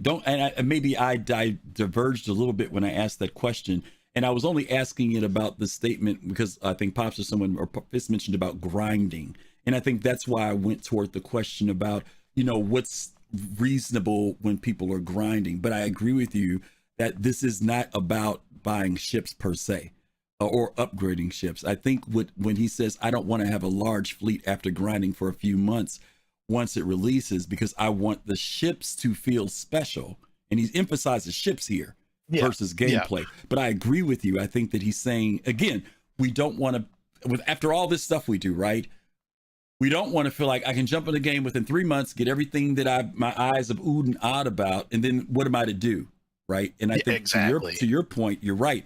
If those other things aren't there, those are the things that make us come back, not just the ships, but like you said, gameplay, loops, components, all the other stuff that needs to be added in, because there is a danger of the universe basically after acquiring, like I've got some buddies who play Elite who tell me they have billions of dollars. They have every freaking ship in the game. And even though they've got a big playground and verse to play with, they say there's nothing to do. Yeah. You know, so you're right. Yeah, and you're right. Go ahead. Yeah, I think that, you know, the way that the game currently works, mm-hmm. ships kind of are the goal. Mm-hmm. Yeah. I mean, since they've, you know, consolidated all the components together, mm-hmm. you buy one set of components for all your ships, you buy laser repeaters, that's the meta, mm-hmm. and there's nothing else to do. Yeah. You know, and that, you know, what CIG needs to do is start working on other goals. Mm-hmm. What else can we work towards that's not just ships? Mm-hmm. Mm-hmm. Do you think that, let me ask you this, because you raise a point that I have contention with, which is it CIG or is it the players? Because it's a sandbox. Don't get me wrong. I agree CIG could definitely put more stuff in the game. I'm not disputing you on that, because you're right. I wish there were some more things, because there have been things that they've taken out of the game that I wish were still in the game. But is it also the players? Because, you know, I've seen people come in and play this game every freaking day. There are some people who come in here every day and find stuff to do. Then there are some people who come in, they come in when a patch comes out, then they're like, there's nothing to do. I'll come back when the next patch comes out. I mean, it's probably a little bit of both. Okay. I mean, there are going to be people who come in here and want it to be a full-fledged game when it's not. Okay, good point. Yeah. You know, and there are going to be people who come in here and just can't get enough of it. Yeah. You know, but it's ultimately it's just CIG, and not like they're not doing everything they can. I'm sure they are. Mm-hmm. Mm-hmm. but as the game progresses, there needs to be more than just ships. Yeah. And there'll be outposts, there'll be components, there'll be clothes, there'll be being the best racer. Yeah. We talked about this, and I'm going to let you go after this, Sir Togi, but you share some good observations, because we talked about the danger of the longer, the more the development goes, right? And the more Star Citizen starts to look like a game, right? Because, some people, if they don't know the history, if they haven't been paying attention, they may turn on the YouTube video and they think, wow, this thing is, they think it's ready, right? Yeah. I mean, you know what I'm saying? 5 years ago, and that's where I was at. Yeah. People come in and they think it's ready, even more now, right? And so they do come in, and they may come in, and because it seems ready, maybe they watched somebody on Twitch who had a 3-hour stream and nothing went wrong. You know what I mean? On that stream. But then they get in the game and they get killed by an elevator as soon as they start, right? I mean, there is some danger there. So I do appreciate. And that's why Star Citizen, they do those free flies. Yeah. So that people can try it out risk-free. Because there would be a whole lot of hell to pay otherwise. You're right. Okay. All right. So Sogi, thank you, man. And thank you again for the follow too. Appreciate you. All right. Good observations. We got one more here, a little bit of madness, and I'm going to move on to our final question. A little bit of madness. You there? Yeah, mate. What's up? Hey, how are you? Good. Any thoughts? I mean, I would say my only, because I know you probably want to move on to the next question. That's okay. Go ahead. For me, man, I was just thinking about, reasons why kind of, buy ships, but the main thing I was going to say is like, first thing, I don't think anyone, like, CIG is not going to stop making spaceships. It's not going to suddenly, we're not doing any more spaceships. We're done. We've finished. We've reached 200. It's finished. You're not gonna have, it's like they will keep making supply and demand, right? Supply and demand. People want them, they're going to make them. they will keep making them. They think about how many variations of the ships we have now. They can make alien ships, more land vehicle ships. They've got more gameplay that will come along. Every alien planets. They don't just buy their resources from human spaceships that can do it. They're going to have alien versions of those things. We've got harvesters coming from Vandals. I think that the reality is that this guy is like, oh no, we're going to have all the spaceships. I'm like, no, they will be more infinitely all the time, forever. Chris Roberts has said that they will be adding ships in game that we won't even, they won't sell supposedly. I mean, I will buy that if that's true. So, I mean, in truth, I think the idea, on top of all the things the other guys have said about components and all that stuff, I don't think there's anything to worry about. Is the honest truth. I don't think you have anything to worry about. I think there'll be plenty to do for as long as, and there'll be ships forever. That's just my view on it. And I will say this to your point. You're right, because there's the consumer business side of this, right? Supply and demand. People will always see if there's an alien freighter, right? People are going to want, how do we get that, right? So I agree with you 100%. There are going to always be a desire for the next thing. I think one thing I do appreciate about what this person says is their last statement. I want ships to feel special. There are some ships that I own that have, like, I've shared this story before. When they did when the 600i came out, if you remember the commercial for it that they did, I was at one of the conventions. I was at VerseCon. And normally when the ship comes out, I always wait. Even when the sale comes up, I'll wait, hear about it, see the Q&A, make a decision. When I saw the 600i, I didn't care what it did. Remember, there was no interior shots of the ship. We didn't know what it looked like on the inside. We didn't know what it did. All I know is I saw it and I said, I want that ship. That's the only ship in Star Citizen I ever bought that way. I still love, even though that ship has a lot of space on it, and blah, blah, blah, blah, blah, blah, that ship is special to me. You know what I mean? Yeah. When I fly it, it's special to me. Some ships I get in and out of, I don't think anything about them. But I do understand this person saying that we can get to a place where the accumulation of stuff is always about the next thing, the next thing, the next thing, the next thing. And there's, you know what I mean? It's like, it's a fleeting moment of the ship feeling special, and now it no longer is, because this next thing has come out now, I do hope that, because remember I mentioned, I don't know if you heard it when I first started, I asked, are some people maybe thinking about, maybe I will melt? Will I melt? Do I need all these ships that I have? I've known people who've said that. They've said, you know what? I don't need all these ships.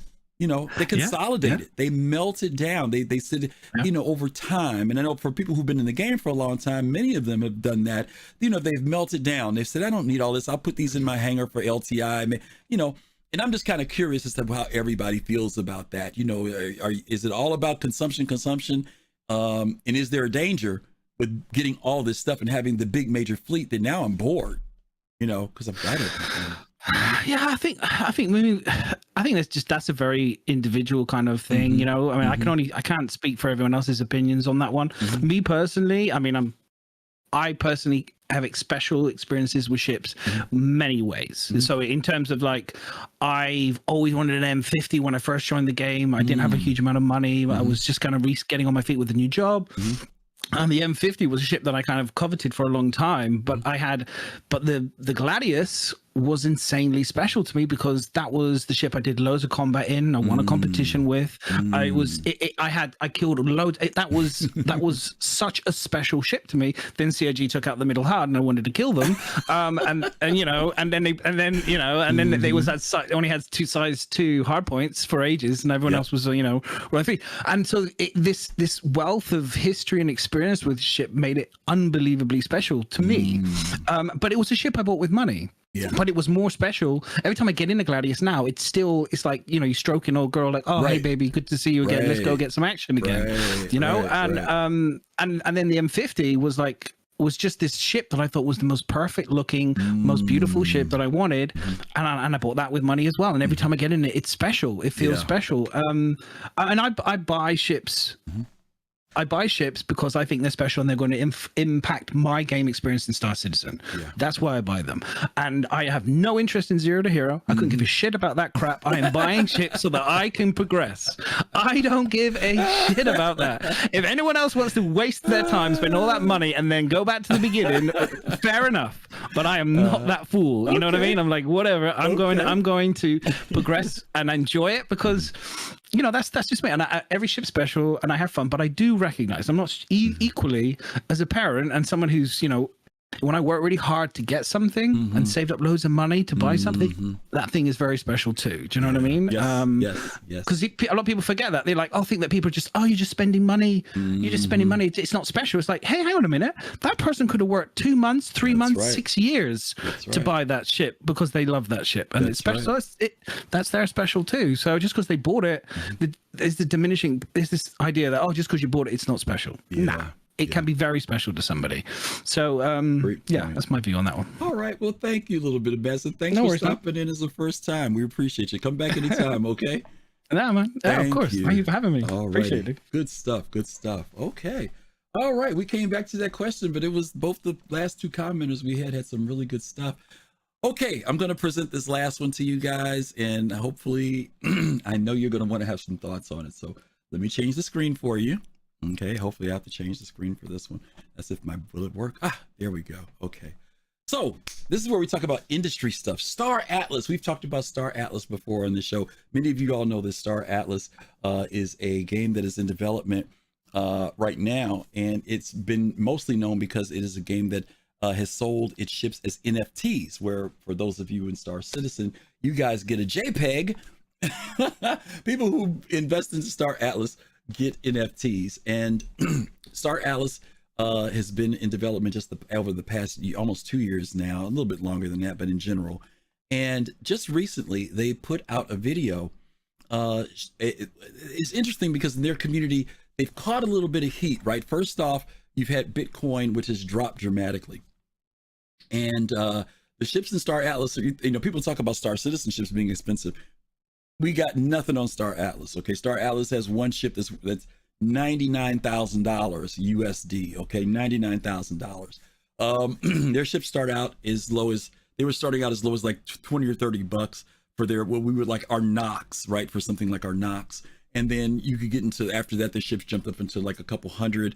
The average ship was in the thousands, anywhere from 3,000 to 30, 40,000 is the average on their ships, and then they get the real big ones after that. Their caps are really expensive. So they just recently put out a video as they're beginning their development. And my friend Montoya, who's the leader at Test Squadron, made some predictions. And one of them said is that more than likely Star Atlas will follow the business model or somewhat of the development model of Star Citizen, because Star Citizen has kind of laid some groundwork. And one of the first things Montoya said last year was that they're going to start putting out modules. They're going to put out like a hangar module, and then they're going to put out some other module. And true enough, the first thing they put out was a hangar module, a show. They call it a showroom. But just recently, they put out their module to show flight. And so I want to show you this and ask you what your thoughts are and feelings are about it. Okay, so let me play this for you. All right, here we go. Let's see. There we go.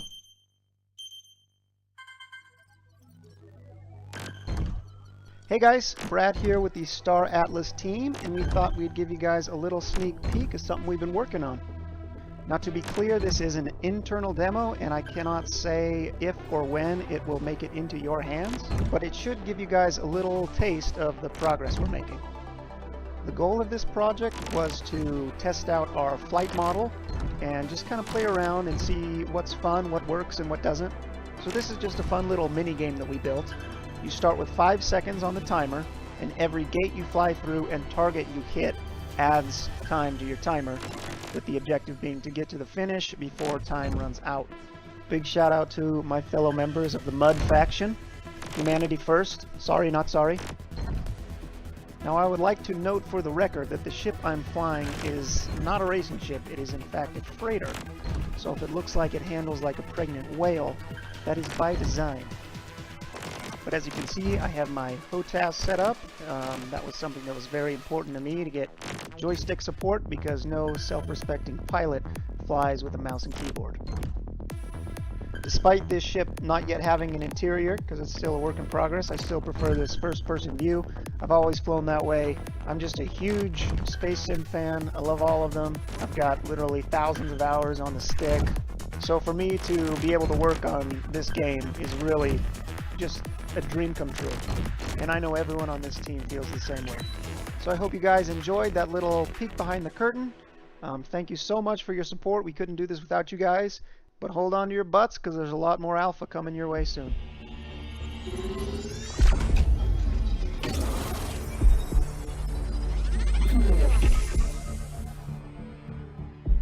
Okay, so if you fly with a mouse and keyboard, evidently you're not a self-respecting pilot. I just want you guys to know that, okay? Okay. Barring that statement, which I think was like not a good statement to make when you're trying to bring people into playing your game, I do want to talk about what you guys just saw on the screen. The question of this is, does this look familiar? And as I mentioned, don't get me wrong, space racetracks are not new. It's not like Star Citizen was the first person to do it, first company to do it. But as I mentioned, Montoya did say that they will probably start with these modules as testing. And sure enough, like I said, they did a showroom. Then just recently, within the last couple of weeks, a few weeks, they just put out this demonstration. Now, notice that he said, this is something we want to show you. I cannot guarantee you or promise you that this will get into your hands, which means that, and I don't know what it means. It could mean that they want to show their community that they're doing something, because one of the complaints that they had been getting from their community most recently was, where is the game? You guys have been pushing the investment and money side of this and the NFT side of this, but where's the game that we can play? Within a few months after people raise that up, this comes out and they show it off, even though it's not in the player's hands. So I won't go into my thoughts too much on this. I'm gonna go ahead and bring Pops in, and then we'll talk about it with you guys. So Pops, you there? Yes, I am. Okay. Star Atlas, did you sign up? No. No. Okay, Pops. All right. So what's your thoughts? Well, since you're not an investor, we'll listen to your thoughts. Yeah, if you were an investor, I'd have to let you say what you had to say, but go ahead. Yeah. Okay. I try to live by that motto: if you don't have anything nice to say, then don't say it at all. Okay. But I'm gonna kind of break it a little bit here. Okay. What they have so far is meaningless. Okay. To me. The hangar module, or whatever they nicknamed it, they're both, I mean, it takes a person 2 months to make what they've made, and whether or not it's coming to market, I hope so. realistically, I hope they do succeed. Okay. In that aspect. But what they've shown here, kind of saying, yeah, we're working. They didn't need to announce that, because what you have here is basically the half a step away from nothing to me.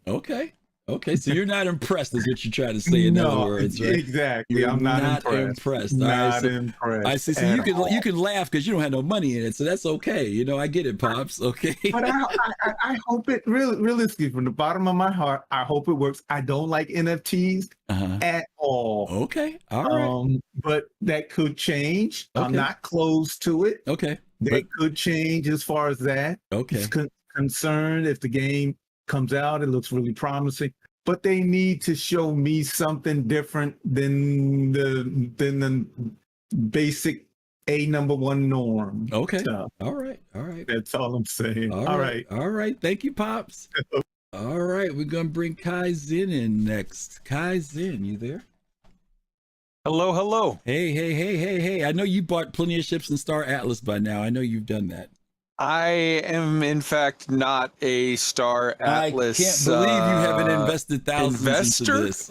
I have not. So, but to the nature of the actual, because I mean, we could talk generally about Star Atlas all day, but to the nature of the specific question, does this look familiar? The answer is yes. It absolutely looks very much familiar to me. Let's be honest. As a Star Citizen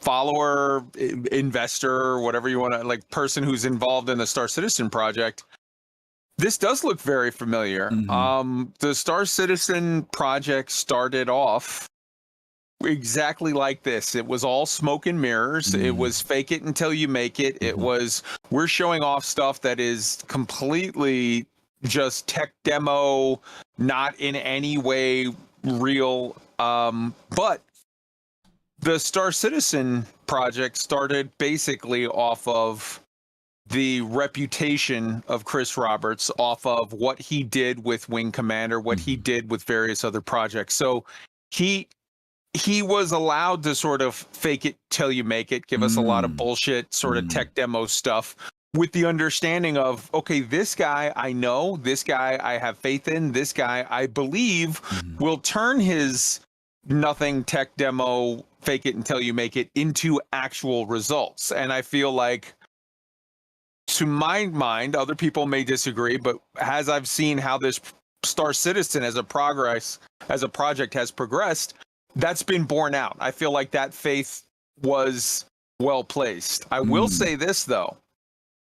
Take Star Citizen, take literally everything on Star Citizen when it started, even including the good Chris Roberts name, and add NFTs to it, I would have been way more reluctant. I would have been like, no, because I am super skeptical hippo eyes on anything NFT right now. NFTs are basically just this generation's Beanie Babies. It is a waste of money to me at this point. I think that it could have some value in some way. It's not there yet, though. It's not there yet. It's like VR. It's like I'm going to sell you this awesome VR game. Like, don't get me wrong. I believe that NFTs maybe will be a big thing in 10 years, 15 years, whatever.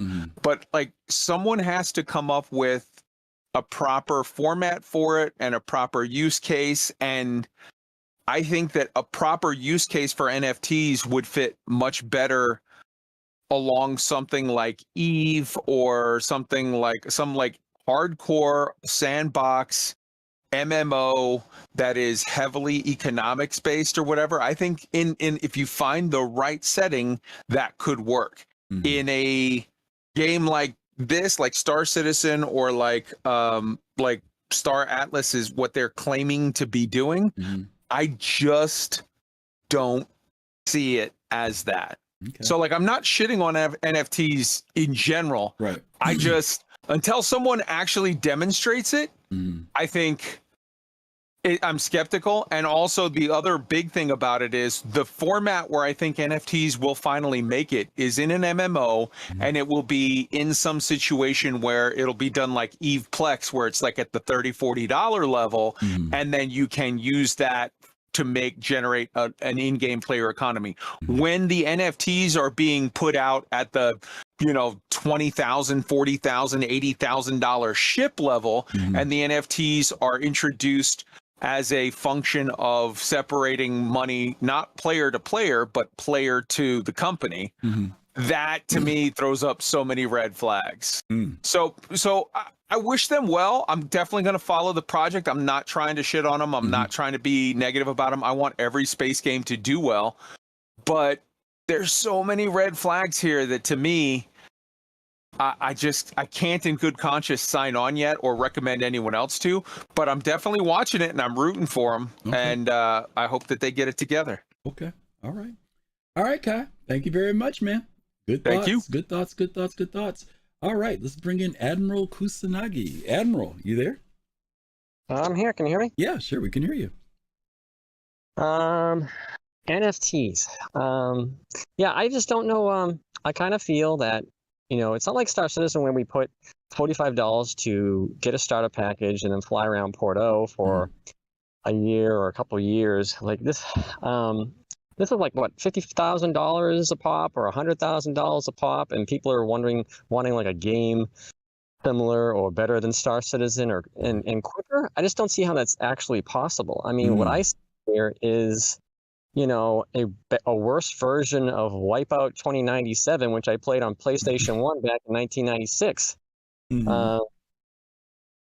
I kind of, maybe there is a lot of smoke and mirrors here because they're trying to make something that's playable. Yeah. But I just don't see how someone, if I invest $100,000, like I'm not gonna like push out another $100,000. Like that's a major investment, and I just don't see how that's a thing. Yeah. Yeah. The interesting thing on this is, I don't know how many people who are watching know about Star Atlas or how the model works with NFTs. We talk about the ships, and most of you guys, I know you guys are educated enough to know what an NFT is. It's interesting to see because we don't know enough about the game. There is, someone mentioned it in chat earlier about FOMO, people who are into this for the fear of missing out. And a lot of stuff that's come up in relation to crypto and investing has been really about getting in on something early, being able to get in early because there's a profit dynamic. There's a certain window of time where the hype and a whole lot of things basically propel you into a financial place, a certain position. After the first, this is when the crypto started going down just a few months ago, Admiral, ships that were going for example, I don't know, let's put it this way, ship prices dropped down to 40% of what people paid for them. They started trying to unload some of the ships. Some people have held on to them because, as you know, market volatility, markets go up and down. So some people are riding it out and waiting. I had a ship that I purchased in here. I only bought it for testing purposes. It was not a big expensive ship. It was a $35 bike that I was using to participate in their online war that was going on. You basically buy some credits, supply your ship, you put it into this battle. Each day you were guaranteed to make a certain amount of credits back, and then you could take those same credits and pour them back in and basically keep the thing going. When the market collapsed, that disappeared completely for me. All the money that I had, even the reserve money, went out the window. So the difficulty was that crypto, depending on how crypto responded, also still impacted this game. Now, if crypto's doing well, not a big deal. So I don't know completely all the things that they're buffering. There are some things that they're trying to put in there that will buffer so that you don't have such a dramatic loss. But there's a lot of money that people have invested in this game because they want to see it move into what they call, well, I agree. DG360 to games, he's an investor, and he is a advocate for NFTs, but when done right and when done well. And what he advocates for is not play to earn. Okay, there's a difference, and I agree with him. I don't mind a game when it's play and earn versus play to earn, because what it says is that I can play a game, and that on the passive side of the game, I can earn something. But when the earning is the active side of the game, then I have concerns about what the game is going to be, because now I'm only there because I'm trying to invest and make money. And that was part of the problem that this company, for Star Atlas, they put out their investor side first where people could make money, but people were like, yeah, but where's the game? You know, we still want a game. We have not seen, there are only a couple games out there now where there's actually a game in crypto running pretty well, but they're not games like this. They're not games like what we're looking at, like Star Citizen and Star Atlas. I'm not against play and earn. If I can play a game and be focused on the game, but also passively be making something, that's cool. Whether it's in-game credit or whether it's real money, that I can live with that. The problem with me when you start bringing finances into games is that there's the other side, and that's the darker side of what happens in gaming. You guys know how folks are with fake money and how there's a dark side of people, you know, finding ways to mess around with the economy of games. Now you're talking about bringing in real money, and I worry about those dynamics as to how they will impact. If, you know, is Star Atlas going to be a good game? That's the big thing. Even if I'm making money, is it a good game? I have to play a good game in order to make money. If the game sucks and I've invested $30,000 into a ship, well, then what? That's the thing I worry about, Admiral. You know what I'm saying? That's the thing I worry about. Even like when we look at, you know, back to Star Citizen, like my hope is that there'll be a stock market, and you can potentially invest in, organizations, whether it be NPCs or other organizations. But like you say here, like it brings up the whole, like, what's the difference between EFTs and like gold farming on any other MMO, whether it be like WoW or something else. You have to worry about, right? It's the way they have to. All these companies and it looks like what they're doing is like saying, hey, we're going to allow that, and we're going to have this digital currency out there, but like the next day, you know, your 50K can be worth $25,000, and I just don't. You know, there's a lot of, like, when you look at our the history, and I mean like real history, like a lot of people would go out and walk to the guy with the horse, and he's like, oh, I got this elixir and this thing cures everything. You need some, white teeth, this will do it, and you give the guy 50 cents or whatever. And to think that people like that aren't around today, I think is a little bit, naive. And it brings up the question, like, is this, you hope that the people who invested in this company are getting a real product in the end. Yeah. But like major, like most there are many companies in the world, and especially America, a lot of them fail. So, are you just putting money in there that keep them, moving? That's never going to really has any real direction. Yeah. Because I guess that's the question is, like, where's the direction? What's your end goals? Like, have you told us, like, what you want, and like how you're going to get there? Yeah. I guess that's what my question is. And there are a lot of questions about not only Star Atlas that you presented that are very good questions, but they're just general questions about understanding NFTs, the profitability of them. There's a lot of theory out there, but the real world evidence there's not enough overwhelming real world evidence to convince, especially gamers, completely that are there. And we'll just have to see how the future unfolds. As Kai said, we're not against it, but it's definitely let's wait and see. Because there's still a lot of, we're still doing it on an industry that is still growing. Even though crypto's been around for a while, it's still growing. It's still, there's still a lot to learn for everybody that's involved in it. And we'll see what the merger happens. But I'm going to move on. Thank you, Admiral. I don't want to make a big crypto thing out of this because I'll start talking about crypto. All right, here we go. All right, buddy.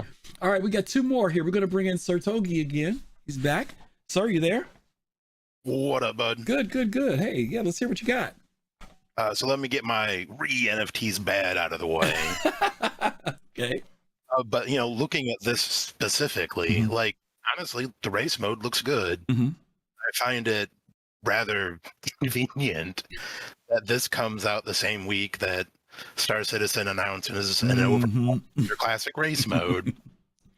And by that I say competition is never a bad thing. Right.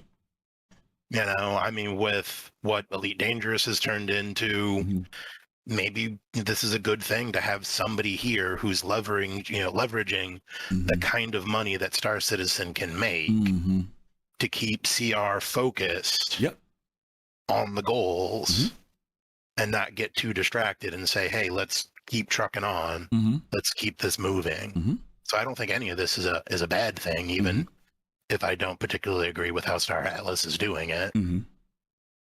That's pretty much it, bud. Yeah, no, you're right. And I think one of the things that we've talked about is it's good that when we did have all these other games out there and these other companies, competition is good, right? Keeps everybody sharp, right? For the players, it gives us more opportunities and other things to do, right? Even though I love Star Citizen, I like having other games that I can go to and play with just as much enthusiasm. Even though there may be certain games that I play a little more than others, but it also does for the industry's sake. The more the better, as far as I'm concerned. You know, I'm not looking for that king of the hill necessarily, but I do want whatever games that come out. And again, this is not new. You know, racetrack is not new, right? You and I both know that for gaming, you know. But again, I'm just showing that there is a pattern of development that we see happening here. First was the showroom, which we had first the hangar. Then we had our racetrack. Now they've got their racetrack. Now the next thing will be something probably that's land-based, like when we got Area 18 for the first time. You know, they're also trying to build. I think that they said that they're not expecting to have something in players' hands tangible until 2025, if I'm not mistaken. So their backers have got to wait at least another 2, maybe 3 years before they have something substantial. And we know what it was like to go through what we went through, you know. So, but we didn't have $30,000 on the table either. That's a whole nother thing. Well, I mean, I'm sure some people did. Yeah, but I mean, I'm just saying their buy-in price is much higher than ours, so I can understand there's a greater feeling of wanting something in their hands because they have a lot of money invested. The people who have invested in this. So thanks, Sir Togi. That's good stuff. Appreciate you, man. Okay. Yeah. All righty. Let's bring in Red Bear, and then we'll have a little bit, and then we'll wrap it up for the day. Red Bear, you there? Yes, I'm here. Okay. What you got? I have a couple of things. Go back to the issue. Does this look familiar? I say, yeah, of course. We know all Arena Commander, later on they had this racetrack. But the racetrack, to be honest, what he showed in his demo and what we could play in the racetrack from Star Citizen back then looked a lot better already than what they have. I mean, this is very bare bones. And of course, the reputation of Chris Roberts was a lot better back then. Than this CEO had a couple of how can you say this nicely? A little fight on Twitter, or was it? With a small YouTuber. Yeah, I know, and some other stuff. Yeah, I know. I mean, this is just not a smart move of him. Let's be honest here.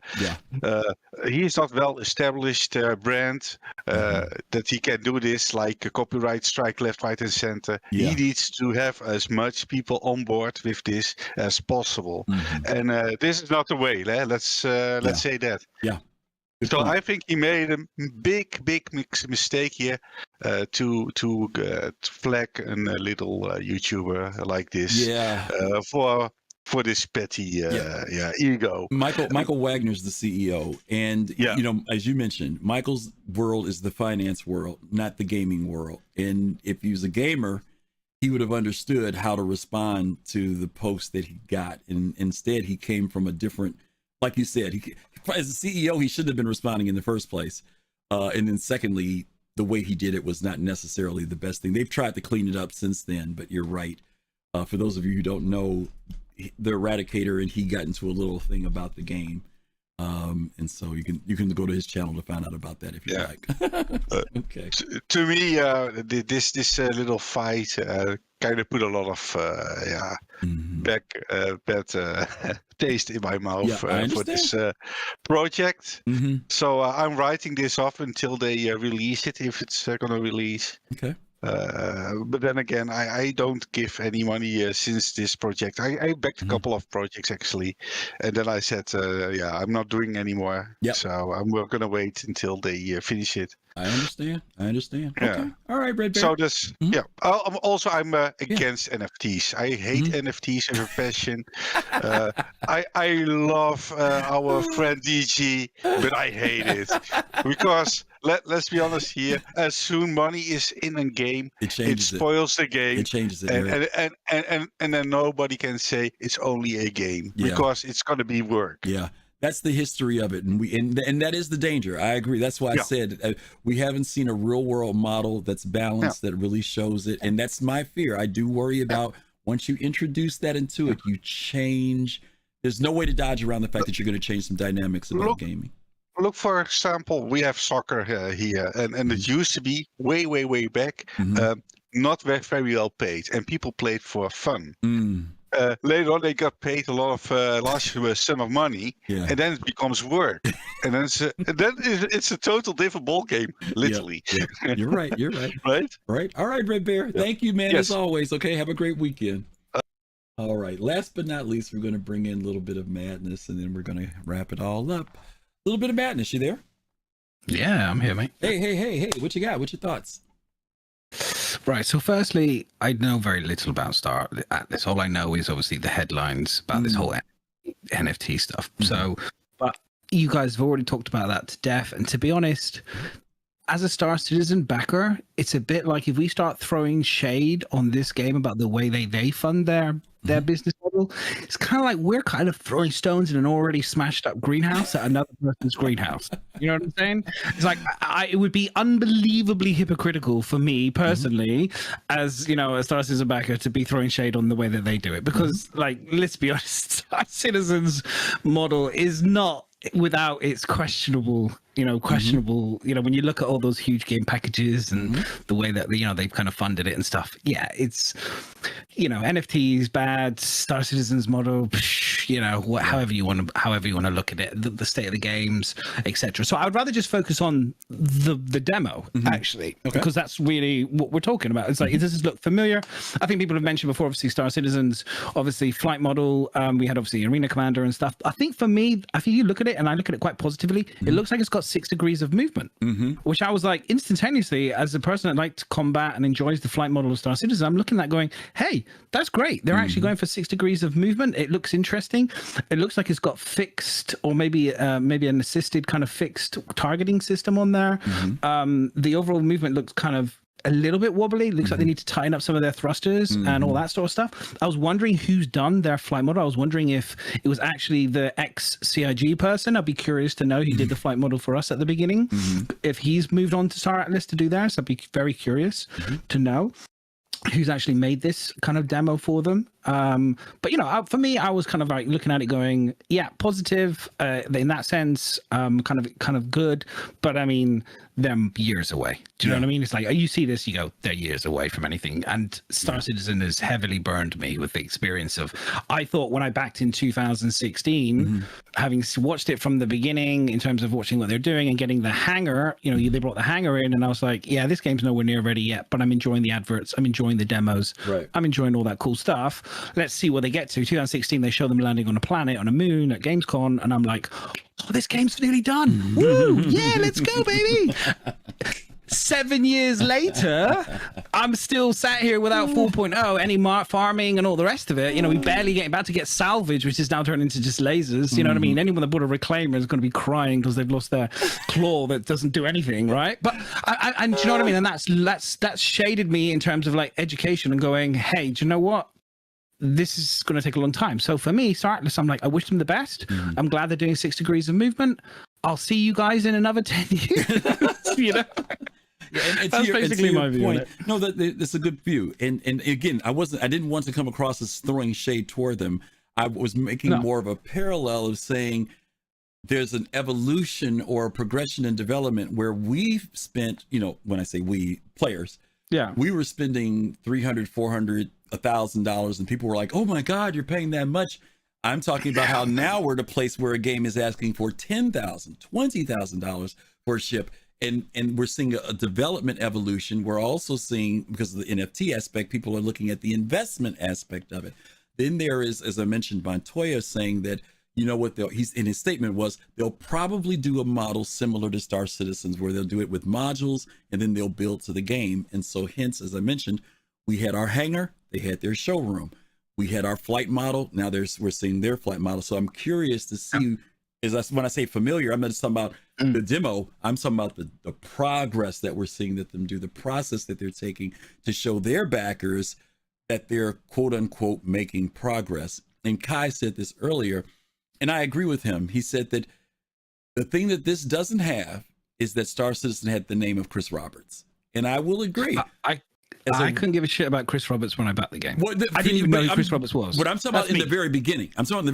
Yeah. Because there was no evidence in the beginning. You know what I'm saying? There was nothing. Where at least Star Atlas, you know, people had some idea when they said NFTs, we know what you're talking about. With Chris Roberts' presentation, it was like, hi, I'm Chris Roberts, I'm back. That's all they had. You know what I mean? Okay. I mean, there'll be some people who'd like that. Right. Yeah, and I'm saying those people who got in back in the day, many of them were because they played Wing Commander. I was not a big Wing Commander player, but there were people who said, wow, I remember how great Wing Commander was. It's kind of like if George Lucas came out today and said, hey, I'm going to make a new series. You know what I mean? Oh, George Lucas, you know. And those people got them to, what was it, like, what, 2 million, 4 million, whatever it was? 6 million the first month. 6 million the first month. Those people got, those people got into that, and you could argue how much more they kind of added Wells, all the rest of it. But, like, you know, what we up to now? 500? Something like that? Yep. Yeah, that ain't on just Chris Roberts. That's on the game. No, right. That's on what the we're game. saying. Absolutely. Okay. Yeah. Well, thank you. A little bit of madness. No worries. Any thoughts? Is that it? You got something else? Go ahead. You're the last person. No, I did have something, but I lost my train of thought there. It's all good. Don't worry. It's cool. Well, thanks again. And you have a great worries. weekend, okay? All right. Hey, that's great stuff. You guys were awesome. Thank you. We had some good stuff. We did have a question that popped up from my good friend Raytheon too. Raytheon, I know you were being funny. He says, when is Squadron 42 getting released? You know, and all I'm going to say to you, Raytheon, and this is from Disco Lando, who says this. He says he hates when people say stuff that they didn't say. So I'm going to not say something that CIG didn't say. And that answer will be, it's ready when it's ready. How about that? And I know you sent me the little smiley thing, so I know you want to toss that in for a question. But that's what I'm going to say for right now. Okay. It'll be ready when it's ready. Okay. So listen, thank you all so much for all the wonderful people who dropped in today.